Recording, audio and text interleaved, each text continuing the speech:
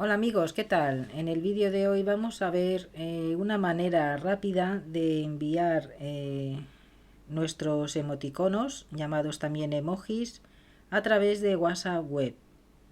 Para ello hay un truco muy sencillo, solo tienes que entrar en una conversación de WhatsApp y una vez que estemos dentro, lo que vamos a hacer es dirigirnos al apartado donde escribimos nuestros mensajes, ponemos dos puntos seguido de la palabra a buscar. Por ejemplo, si ponemos la palabra corazón,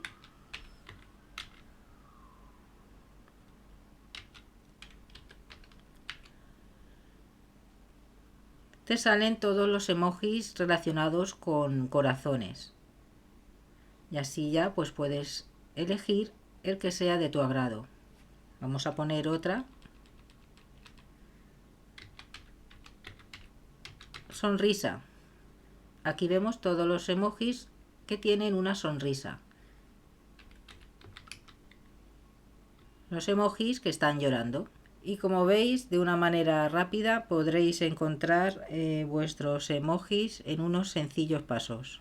Pues eso ha sido todo por el vídeo de hoy. Espero os haya gustado. Si es así, darle a like, suscribiros al canal para no perderos ningún nuevo contenido y nos vemos en el siguiente. Gracias y saludos.